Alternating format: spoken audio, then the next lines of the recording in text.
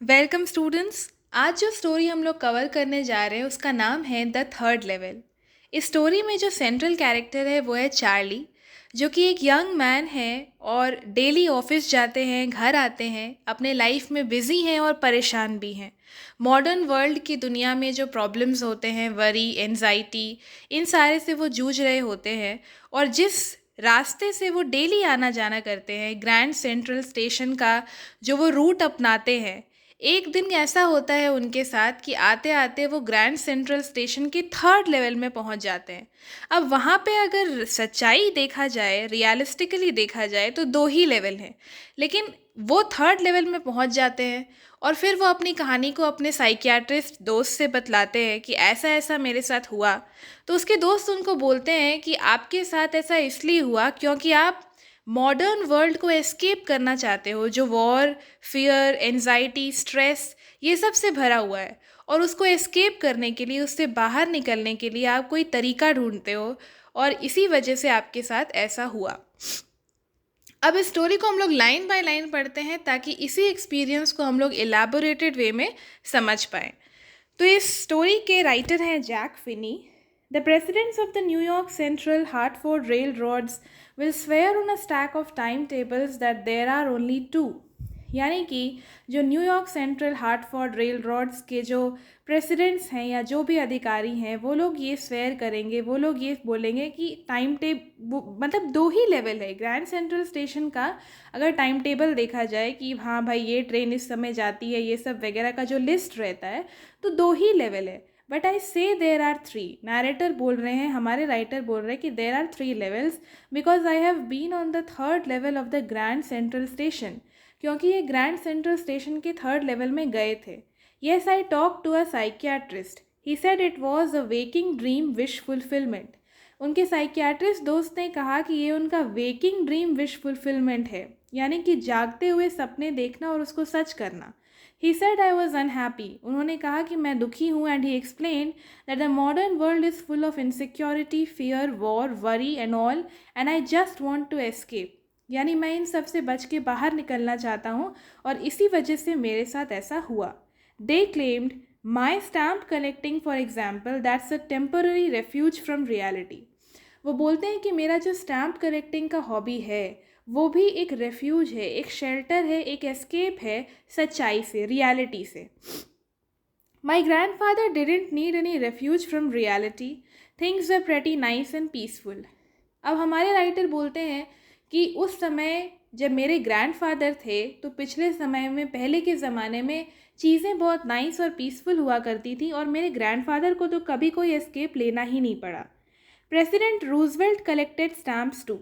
और President Roosevelt भी तो स्टैम्प कलेक्ट किया करते थे।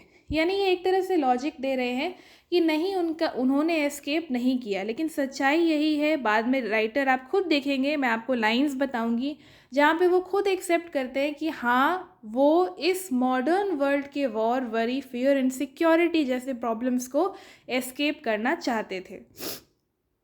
One night I was in a hurry to get uptown to my apartment, so I decided to take the subway from Grand Central because it's faster than the bus. एक रात को जब मैं जल्दबाजी में था अपने अपार्टमेंट जाने के लिए, तो I decided to take the subway. Subway मैंने लेने की सोची फ्रॉम ग्रैंड सेंट्रल क्योंकि वो बस से फास्ट है।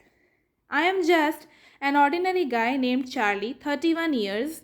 मैं 31 साल का चार्ली नाम का लड़का हूँ। I just wanted to get home to Louisa my wife. मैं लुइसा अपनी पत्नी के मतलब घर जाना चाहता था। Grand Central first level. अब ग्रैंड सेंट्रल स्टेशन के बारे में ये बतला रहे हैं कि इसके 3 लेवल्स हैं। अगर फर्स्ट लेवल पे देखा जाए तो trains like the 20th century वहाँ पे चलते हैं, यानी कि मॉडर्न ट्रेन्स हैं। अगर सेकेंड लेवल पे देखा जाए तो सब अर्बन ट्रेन्स चलते हैं, यानी कि जो अर्बन और रूरल मिक्स एरियाज़ को कनेक्ट करते हैं आपस में। And I have been in and out of Grand Central hundreds of times. Suburban का क्या मतलब है? सब अर्बन का मतलब है कि शहरी भी हो बट रूरल भी हो, यानी गांव से भी जुड़ा हुआ हो, तो सब अर्बन है। पूरी मॉडर्न जो ट्रेन नहीं होगा वो सब अर्बन होगा, जो कि कुछ ऐसे रिमोट इलाकों में जाता होगा जो शायद पूरी तरह से शहर ना होगा, तो उसको सब अर्बन ट्रेन बोलेंगे। तो सेकेंड लेवल में सब अर्बन ट्रेन था. I have been in and out of Grand Central hundreds of times, but I am always bumping into new doorways and stairs and corridors. तो लेखक बोल रहे हैं कि मैं ग्रैंड सेंट्रल से कई बार 100 बार जा चुका हूँ, लेकिन मैं हमेशा नए नए दरवाजे, नए नए कॉरिडोर्स मेरे खुलते रहते हैं. मतलब मुझे अलग अलग रास्ते जो हैं वो दिखाई देते हैं. Sometimes I think Grand Central is growing like a tree, pushing out new corridors and staircases like roots. कभी कभी तो मुझे ऐसा लगता है कि ग्रैंड सेंट्रल स्टेशन मानो एक पेड़ की तरह है, जिसके जो कॉरिडोर्स और स्टेयर केसेस हैं वो रूट्स की तरह अपने आप ही ग्रो कर रहे हैं, अपने आप ही निकल रहे हैं. और यहाँ पे देखिए आपके इस पेज में एक ट्री का भी फोटो बनाया हुआ है, जिससे कि इसी बात को डिपिक्ट किया गया है. For so many people through the years Grand Central has been an exit. देखिए यहाँ पे राइटर एक्सेप्ट कर रहे हैं कि इतने सालों से ग्रैंड सेंट्रल एक एग्जिट रहा है, a way of escape. Maybe that's how the tunnel I got in to, but I never told my psychiatrist friend about that idea. लेकिन मैंने साइकियाट्रिस्ट अपने दोस्त को ये बात नहीं बताई. तो लोगों के लिए ग्रैंड सेंट्रल स्टेशन एक एग्जिट रहा है, एक एस्केप रहा है. और the corridor I was in began angling left and slanting downward, and I thought that was wrong, but I kept on walking. तो लेखक बोल रहे हैं कि जो कॉरिडोर में मैं चल रहा था वो कॉरिडोर लेफ़्ट की तरफ झुकता है, फिर नीचे की ओर स्लैंट करता है, और मुझे लगता है कि कुछ तो गलत है, लेकिन मैं चलता रहता हूँ. I didn't pass a soul. वहाँ पे मुझे कोई व्यक्ति दिखाई नहीं देता. Third level at Grand Central station. वहाँ पे फ्यूअर टिकट विंडोज़ थे और ट्रेन गेट्स थे. इन्फॉर्मेशन बूथ जो है वो वुडन था, लकड़ी का बनाया हुआ था और पुराना था, ओल्ड लुकिंग था. और जो बूथ में आदमी बैठा था वो ग्रीन आई शेड पहने हुए थे, लॉन्ग ब्लैक स्लीव प्रोटेक्टर्स पहने हुए थे. यानी कि थर्ड लेवल जो है उसका जो डिस्क्रिप्शन नैरेटर कर रहे हैं वो सीन पूरा बदला हुआ है. वहाँ का जो माहौल है, जो टिकट सेंटर है, जो बूथ है, जो लोग हैं, वो सब जो हैं वो अलग सेंस में ड्रेस कर रहे हैं. The lights were dim and sort of flickering. जो वहाँ पे लाइट्स थे वो डिम थे और वो फ्लिकर कर रहे थे, यानी कि कॉन्स्टेंटली नहीं जल रहे थे, अनस्टेडीली मूव कर रहे थे. There were open flame gas lights. अब आपसे ये क्वेश्चन पूछा जा सकता है कि थर्ड लेवल के इन्वायरमेंट को आपको डिस्क्राइब करना कि क्या क्या राइटर देखते हैं. तो आप क्या बताओगे कि वहाँ पे टिकट विंडोज़ कम थे, इन्फॉर्मेशन बूथ वुडन था, मैन जो बूथ में बैठा हुआ था वो ग्रीन आई शेड और लॉन्ग ब्लैक स्लीव प्रोटेक्टर्स पहने हुए था, ओपन फ्लेम गैस लाइट्स थे और वो फ्लिकर कर रहे थे. इतनी सारी चीज़ें आप बता सकते हो. फिर राइटर बोल रहे हैं कि वहाँ पे ब्रास स्पिटून्स था. स्पिटून्स का मतलब होता है थूकदान. तो वहाँ पे ब्रास का बना हुआ स्पिटून्स था. एक आदमी था जो कि गोल्ड वॉच पहने हुए था और अपने वेस्ट पॉकेट से गोल्ड वॉच निकालता है. डर्बी हैट पहने हुए था, उसका हैंडल बार मुस्टैच था, उसका जो मूछ था उसका अलग ही डिज़ाइन था, हैंडल बार मुस्टैच था, डर्बी हैट पहने हुए था. Everyone in the station was dressed like 1890 something. यानी स्टेशन में हर व्यक्ति किस तरीके से ड्रेसअप था जैसे 1890s में लोग ड्रेसअप हुआ करते थे. एक वुमन थी जो लेग ऑफ मटन स्लीव्स पहनी हुई थी और skirts to the top of her high button shoes. यानी उनका भी जो ड्रेसिंग सेंस है वो 1890 जैसा था. लॉन्ग स्कर्ट्स वो पहनी हुई थी हाई बटन शूज़ के ऊपर, और लेग ऑफ मटन स्लीव यानी जो बाहीं हैं वो leg of mutton sleeves type के थे. Small career and eaves locomotive. यानी जो गाड़ी है वो small career and eaves company का लोकोमोटिव था, व्हीकल था. फिर वहाँ पे एक न्यूज़ बॉय था जो कि द वर्ल्ड न्यूज़पेपर को सेल आउट कर रहा था, और उसमें जो लीड स्टोरी था, जो मेन स्टोरी था, वो क्लीवलैंड के बारे में था, प्रेसिडेंट क्लीवलैंड के बारे में, जिसके बारे में हमारे राइटर पब्लिक लाइब्रेरी में पढ़े थे. और उस समय उसमें प्रिंट किया हुआ था उस न्यूज़पेपर में जून 11, 1894. तो अब उसको वो वहीं पे देख रहे हैं. लेखक अपने पब्लिक लाइब्रेरी में जिस पुराने न्यूज़पेपर को देखे थे उसको वो वहाँ पे ग्रैंड सेंट्रल स्टेशन के थर्ड लेवल में पहुँच के देख रहे हैं. ठीक है. अब 1894 है और लेखक चाहते हैं कि उनको 2 टिकट मिले गेल्सबर्ग इलिनॉइस के लिए. अमेरिका में यूएस में गेल्सबर्ग है, गेल्सबर्ग के बाद इलिनॉइस एक बड़ा जगह है जिसके भीतर गेल्सबर्ग आता है, और हमारे राइटर वहाँ जाने के लिए 2 टिकट्स चाहते हैं। और साल कौन सा चल रहा है? 1894। ये सब लेखक के साथ इसलिए हो रहा है क्योंकि लेखक अपने ग्रैंडफादर की स्टोरीज सुना करते थे, अपने ग्रैंडफादर से सुनते थे कि पहले का ज़माना कैसा हुआ करता था। और पहले वो स्कूल जो है, लेखक लास्ट में बताएंगे कि वो स्कूल जो है वो कहीं जाते थे। तो ये सारी जो बातें हैं कि पुराना टाइम पीसफुल था, पुराने टाइम में लोग बहुत आराम से जीते थे, नेचर के बीच में बैठते थे, रिलैक्स्ड लाइफ था, ये सारी बातें लेखक को बहुत ज़्यादा अट्रैक्ट करती हैं। और इसी वजह से वो मॉडर्न वर्ल्ड के वॉर इनसिक्योरिटी और प्रॉब्लम से जूझते हुए बार बार एस्केप करने के बारे में सोचते हैं। इसीलिए ये घटना उनके साथ घटती है कि वो ग्रैंड सेंट्रल स्टेशन के 3rd लेवल में पहुंचकर ये सब कुछ देख रहे हैं। अब वहाँ पे बिग ओल्ड फ्रेम हाउसेज है, ह्यूज लॉन्स है, यानी वो सब कुछ है जिसके बारे में लेखक को बताया गया है कि पहले ज़माने में कैसा हुआ करता था। वो सारी चीज़ें वो देख रहे हैं।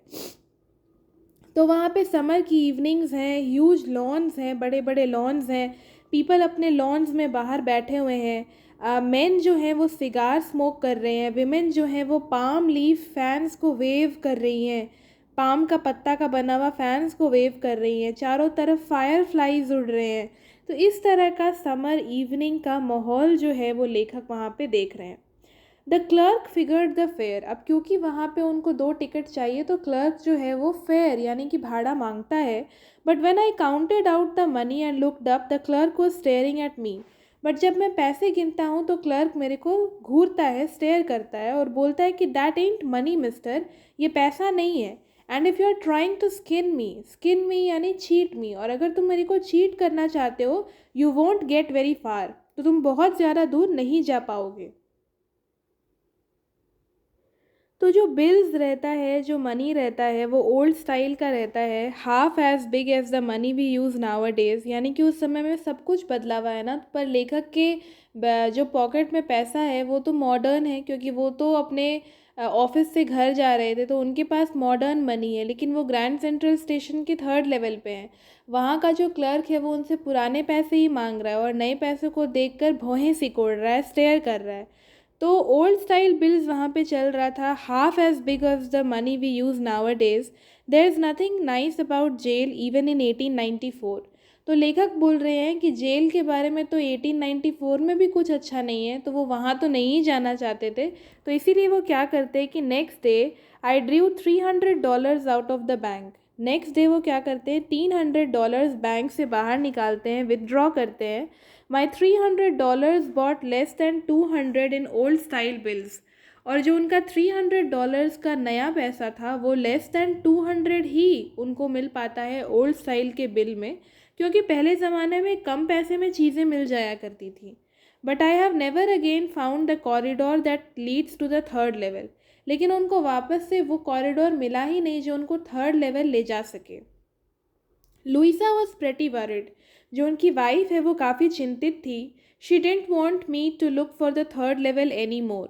वो नहीं चाहती थी कि हम अब 3rd लेवल के बारे में सोचें या उसको ढूंढें। But now we are both looking every weekend because now we have proof that the 3rd level is still there. लेकिन अब तो है, अब हम लोग दोनों ही पति पत्नी दोनों हम लोग 3rd लेवल के लिए वेट करते हैं, 3rd लेवल को ढूंढते हैं, क्योंकि अब हम लोग के पास प्रूफ है कि 3rd लेवल है।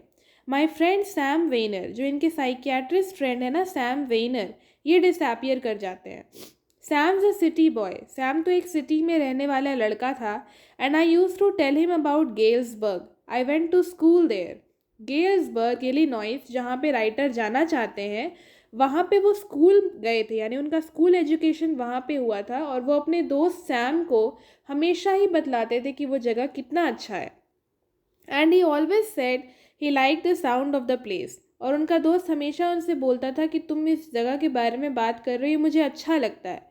And that's where he is all right in 1894।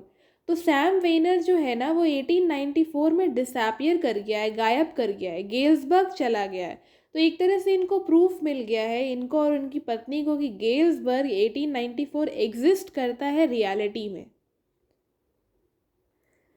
लेखक अपने दोस्त को बतलाया करते थे इस जगह के बारे में, एंड अब उसके दोस्त जो हैं वो वहीं पे गायब हो गए हैं। तो यहाँ पे चार्ली और लुइसा को यकीन हो गया है कि ऐसा भी कोई जगह है। Do you know what a first day cover is? When a new stamp is issued, stamp collectors buy some and use them to mail envelopes to themselves on the very first day of sale. अब first day cover क्या होता है? First day cover जब एक नया stamp issue होता है तो स्टैम्प कलेक्ट करने वाले जो लोग हैं जिनको ये काम पसंद होता है वो अपना जो स्टैम्प है पहला जिस दिन इशू होता है उस दिन उसको ख़रीदते हैं और खुद ही को मेल करते हैं envelope to themselves on the very first day of sale, और इसी एनवेलप को बोलते हैं first day cover. They are never opened, उनको कभी खोला नहीं जाता है। You just put blank paper in the envelope, और आप उस एनवेलप में केवल एक ब्लैंक पेपर रखते हो। Someone had mailed it to my grandfather. किसी ने मेरे ग्रैंडफादर को एक मेल भेजा था at his home in Galesburg में उनके घर पे, and it had been there since July 18, 1894, और उसमें डेट लिखा हुआ था जुलाई 18, 1894। स्टैम्प भी लगा हुआ था। स्टैम्प जो है वो 6 सेंट का था, डल ब्राउन कलर का था, with a picture of president Garfield का पिक्चर उसमें बना हुआ था। When the envelope came, it went right into his collection and stayed there. और जब ये लिफाफा आता है, जब ये मेल आता है तो उनके कलेक्शन में रहता है, यानी उनके स्टैम्प का जो कलेक्शन रहता है ग्रैंडफादर का, उसी में से ये एक रहता है। And it had stayed there till I took it out and opened it, यानी मैंने उसे देखा था और मैंने उसे पढ़ा था, और वो रीड करता है। It red, Galesburg Illinois, July 18, 1894, Charlie, I got to wishing that you were right. Then I got to believing you were right. It's true I found the third level. तो यहाँ पे गेल्सबर्ग इलिनॉइस जगह का नाम mentioned है, date है जुलाई 18, 1894, और लिखा जा रहा है किसको? चार्ली को। ग्रैंडफादर को नहीं लिखा जा रहा है, चार्ली को लिखा जा रहा है। और नोट के नीचे देखिए, ये जो बॉक्स है उसके नीचे क्या साइन है? सैम, यानी चार्ली के जो दोस्त है सैम वेनर, वो लिख रहे हैं। वो 1894 में पहुंच गए हैं, वो गेल्सबर्ग पहुंच गए हैं, और वहाँ से वो ये लेटर चार्ली को भेज रहे हैं। I got to wishing that you were right, पहले मैं ये सोच रहा था, चाह रहा था कि तुम सही हो। इट्स ट्रू, मेरे को थर्ड लेवल मिल गया है। I have been here 2 weeks, 2 हफ्तों से मैं यही हूँ। Daily someone is playing a piano, रास्ते में कोई पियानो बजा रहा है। सीइंग नेली होम, ये गाना गाया जा रहा है। I am invited for a lemonade, शिकंजी के लिए, नींबू पानी के लिए किसी ने मुझे इन्वाइट किया है। Come on back Charlie and Louisa, keep looking till you find the third level, it's worth it, believe me. तो यहाँ पे इनके जो दोस्त हैं वो चार्ली और लुइसा को बोल रहे हैं कि ढूंढते रहो, थर्ड लेवल का पता ढूंढते रहो, मिल जाएगा तो तुम्हें बहुत अच्छा लगेगा। इट्स वर्थ इट, बिलीव मी, मेरा यकीन करो। और नोट के नीचे लिखा हुआ है Sam. At the stamp and coin store, Sam bought $800 worth of old style currency. यानी स्टैम्प और कॉइन स्टोर में जाके जैसे हमारे लेखक ने $300 मनी को बदलवाया था, वैसे ही यहाँ पे उनके दोस्त $800 को पुराने करेंसी में बदलवाते हैं। And set him up in a nice little hay feed and grain business, और वहाँ पे जाके वो कौन सा काम कर रहे हैं? हे फीड और ग्रेन बिजनेस कर रहे हैं। यानी एक तरह से ग्रेन यानी अनाज, और हे फीड, हे मतलब होता है सूखा हुआ घास, तो इसका बिजनेस वो कर रहे हैं। ही always said that's what he really wished he could do, वो हमेशा मुझसे कहता था कि यही वो काम है जो वो करना चाहता है। And he certainly can't go back to his old business, और सही भी है क्योंकि वो अपने ओल्ड बिजनेस में तो वापस जा नहीं सकता। ओल्ड बिजनेस मतलब क्या? साइकियाट्रिस्ट वाला business. His old business, why? Sam was my psychiatrist.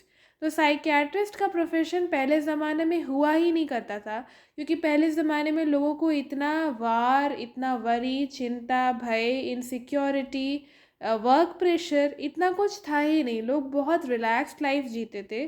तो इसीलिए सैम अपना साइकियाट्रिस्ट का प्रोफेशन तो 1894 में कंटिन्यू नहीं कर सकता। तो इसी बारे में राइटर यहाँ पे बोल रहे हैं। तो इसी से स्टोरी एंड होता है। एक वीडियो हम ज़रूर बनाएंगे इसके क्वेश्चन आंसर से रिलेटेड, क्योंकि ये एक कॉम्प्लेक्स चैप्टर है। तो आई होप आपको सब कुछ क्लियर हो जाए। Thank you students.